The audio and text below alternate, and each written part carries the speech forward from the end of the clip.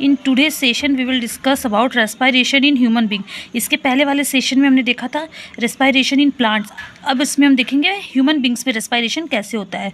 तो human respiratory system consist करता है हमारा बहुत सारे ऑर्गन्स, जिसमें कि पहला हमारा होता है nose, after that nasal passage, then trachea, bronchi, lungs and diaphragm. अब आ जाते हैं हम नेक्स्ट पॉइंट पे। ह्यूमंस में जो एयर है वो नॉस्ट्रिल्स के थ्रू ही एंटर करता है, नॉस्ट्रिल्स के थ्रू एयर एंटर करता है, फिर नेसल पैसेज तक जाता है।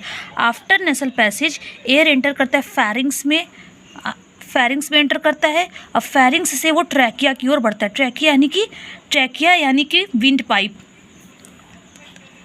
हमारा विंड पाइप, ये हमारा ट्रैकिया है, ये तो इसमें एंटर करता है। और ट्रैकिया जो है कार्टिलेज की रिंग्स से सपोर्टेड होता है। ट्रैकिया कार्टिलेज की रिंग्स से, ऐसे कार्टिलेज की रिंग्स से बने होते हैं, इसलिए यहाँ पे एयर पैसेज के दौरान जब एयर पास होता है उसके दौरान कभी भी ट्रैकिया कोलैप्स नहीं करता है, क्योंकि यहाँ पे कार्टिलेज प्रेजेंट्स होते हैं और ये कार्टिलेज हेल्प करते हैं प्रॉपरली एयर को पास आउट करने में।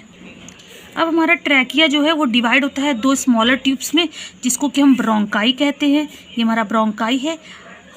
अब आगे जो ब्रोंकाई है वो फिर से अगेन डिवाइड करेगा छोटे ट्यूब्स में, जो कि ब्रोंक्यूल्स कहलाता है। इस ब्रोंक्यूल्स के अंदर ही हमारा एल्विलाई प्रेजेंट होता है, जो बलून लाइक स्ट्रक्चर होते हैं। अगर देखा जाए तो जो हमारा एल्विलाई होता है, मेन एक्सचेंज ऑफ गैसेस का साइट यही है। तो जो वॉल्स ऑफ एल्विलाई होते हैं वो एक्सटेंसिव नेटवर्क, ब्लड वेसल्स के बहुत सारे नेटवर्क होते हैं उसमें, जो कि सरफेस एरिया को प्रोवाइड करते हैं, जहाँ पर गैसेस का एक्सचेंज यानी कार्बन डाइऑक्साइड एंड O2 का एक्सचेंज यहाँ पे होता है, टेक्स प्लेस करता है। अब आ जाते हैं the O2 of air. Air जो एंटर हुआ था हमारे नेसल पैसेज के थ्रू हमारे ट्रैकिया में आया था, देन ट्रैकिया से फिर हमारे एल्विलाई तक पहुँचा। तो ये जो एयर होता है उसके अंदर जो O2 डिफ्यूज़ होता है वो डिफ्यूज़ आउट हो जाता है एल्विलाई के वॉल्स से डिफ्यूज़ होकर ब्लड में चला जाता है, और उसी ब्लड के थ्रू हमारा जो ऑक्सीजन यानी O2 है पूरे बॉडी पार्ट्स में ट्रैवल करना शुरू कर देता है। अगर हम देखें तो जो ह्यूमंस होते हैं हम ह्यूमंस बीइंग हैं, हमारे अंदर जो रेस्पिरेटरी पिगमेंट होता है वो हीमोग्लोबिन होता है। ये रेस्पिरेटरी पिगमेंट की तरह वर्क करता है।